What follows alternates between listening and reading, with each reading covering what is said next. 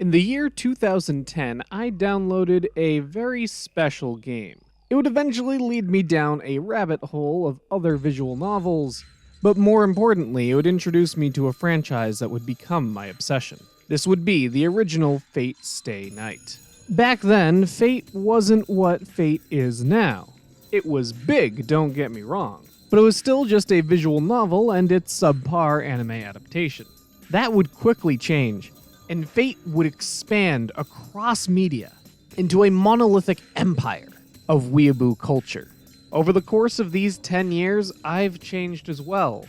So much so that I haven't even really given any of the more recent spin-off material a second look. And now we've come full circle. I started as a boy playing a fan-translated scrolling text anime game on my laptop. And now I am a man, seeing that story's climax unfold theatrically. But of course, I'm neglecting to mention the most important part, because in order to see this anime movie, I'm going to have to risk my life. And you may find yourself living in a shotgun shack, and you may find yourself in another part of the world, and you may find yourself behind the wheel of a large automobile, and you may find yourself in a beautiful house with a beautiful wife, and you may ask yourself, well, how did I get here? Letting the days go by, let the water hold me down into the blue again after the money's gone. You may ask yourself, what is that beautiful house? You may ask yourself, where does that highway go to? And you may ask yourself, am I right? Am I wrong? And you may say to yourself, my God, what have I done? Water dissolving and water removing. There is water at the bottom of the ocean. Under the water, carry the water.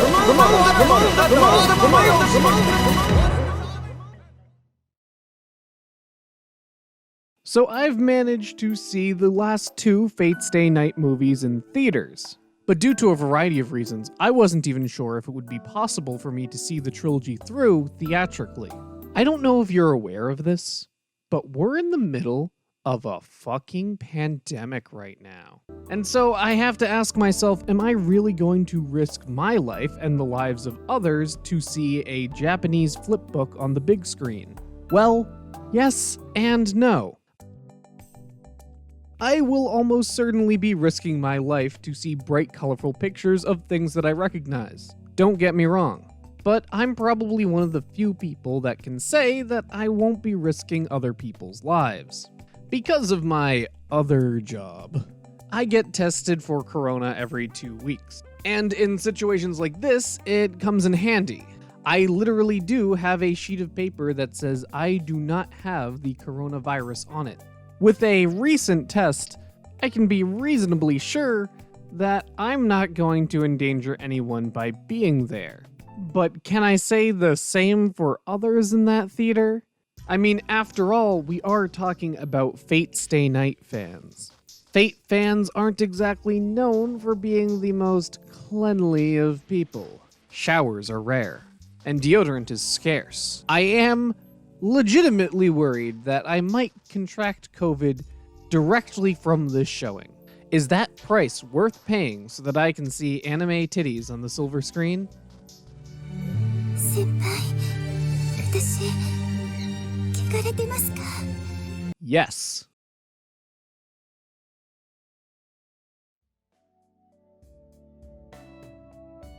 Going back to the movie theaters was, to put it lightly, very weird.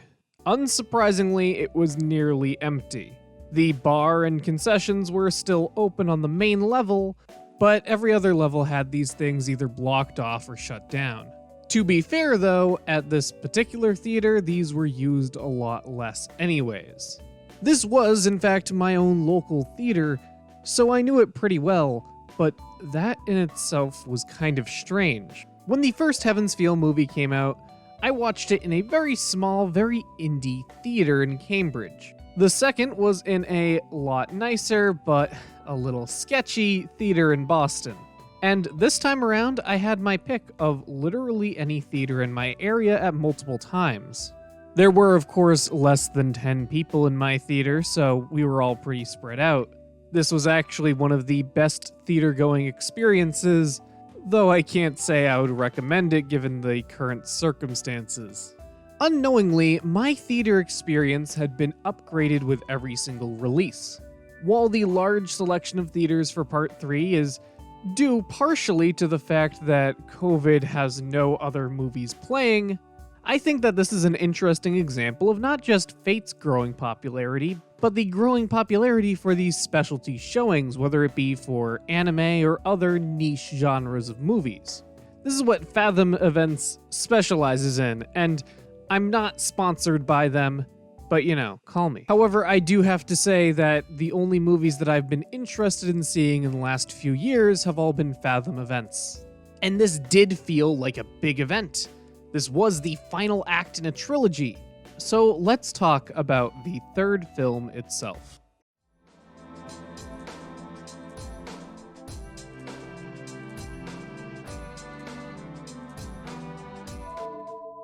Alright, you guys know I'm going to gush about this film, so let's start off with the bad. The film makes a couple of compromises from the source material that you're not likely to notice unless you're familiar with the visual novel. First of all, it feels like a lot of Ilya's content was cut. They did a good job structuring the film around her sibling relationship with Shiro, having that be the start of the movie so that her big moment at the end has more impact, but there's so much more to her in the original route than what's on display here. Heaven's Feel, while still definitely Sakura's route, had these scraps of an Ilya route shoved into it. A lot of times, she felt like she was practically the co-heroine of the route. But over the course of the films, she never really felt like anything more than a side character. And that's because that's what she is in these films. The movie doesn't have the luxury of being able to spend infinite amount of time on its side characters. More importantly, I felt that Shiro's mental instability wasn't properly portrayed. By the end of the visual novel, he's practically an unreliable narrator as he begins to lose time and forget his friends' names. This still happens in the movie, but because we don't see things from Shiro's point of view, it comes across more as him just forgetting names once or twice for seemingly no reason, and occasionally experiencing pain dream. In the visual novel, it really feels like Shiro is putting in his all, overcoming impossible obstacles that his own mind is presenting to him, and practically destroying himself in the process. But maybe that's just me. I went into this movie with a COVID pod buddy of mine, and asked him specifically about Shiro's mental state. He seemed to have understood what was happening without actually reading that route in the visual novel, so I can't say that it's impossible to grasp the context. But both of these are compromises more than anything else. We could have spent more time with Ilya, but instead we got one of the hypest moments of the route brought to life fantastically. We could have spent more time on Shiro's mental state, but instead we had a fully developed main cast. If anything, Heaven's Feel sells us on the relationship between Shiro, Sakura, and Rin. At this point, all three are fully fleshed out and realized characters. The movie naturally picks Sakura as the focal point, the emotional core of the film, and I think that's a wise choice. Don't get me wrong, all the action scenes are fantastic. In fact, because this movie is basically adapting the climax, most of it is one big action scene. But after all is said and done, I was very pleased that they chose to end the film on a moment between Sakura and Shiro. It's the emotional moment that the audience needed after seeing both characters go through so much over the course of the trilogy. So I really don't think that this movie is going to disappoint anyone that was a fan of the first two. In fact, now that the trilogy is complete, I think we might have an anime film rarity on our hands. Trilogies are a staple of film.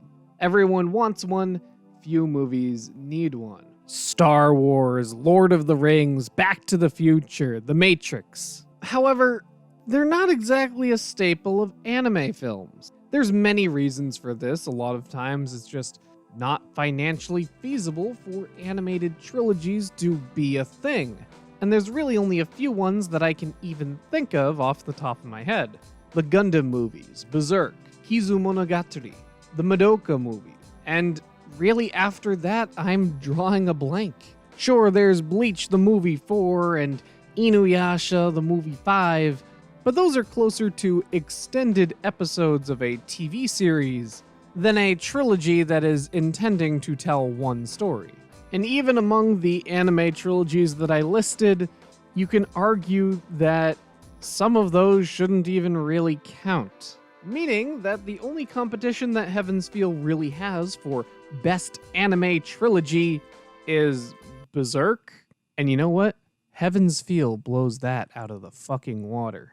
We are witnessing the end of what has been a series of incredibly well-animated and well-directed films. Are they for everyone? Well, I happened to conduct some market research with infamous Fate hater Argonball. With only a background of all of his friends shoving Fate Stay Night down his throat non-stop, he was a relative outsider to the franchise when we watched the first two Heaven's Feel movies together. And his reaction was, yeah, it's okay. Which honestly was a lot more than I could have hoped for. I think these movies will always play best to the Fate crowd, but unlike other adaptations, this trilogy isn't just for people that read the visual novel. Except, by now you have no reason not to read the visual novel. It's still the definitive Fate Stay Night experience, don't be a fucking secondary. This trilogy works best as a cherry on top of unlimited blade works in Zero. And I can't honestly say that it would resonate as hard with people that have only a passing familiarity with Fate. Sure, there's plenty of action scenes that can be enjoyed on a purely surface level, and there's probably plenty of people that enjoy the entire trilogy that way. But this is the conclusion to Shiro's character arc. This is the rejection of his ideals. This is what everything has been building up to, and this trilogy sticks the landing. So the question has been answered. The third movie is great, and the trilogy as a whole is fantastic. But now to answer the more important question. Did I die? Well, I can tell you that from the time that I left the theater, right up until my second test, every sniff, every sneeze, every cough left me trembling in fear. After much paranoia, I was finally tested again, and the results were negative. Not much of a surprise, but I don't think that I'll be seeing a movie in theaters again anytime soon. Frankly, just thinking that I might have been infected for a week was a bad enough experience that I wouldn't want to go through it again.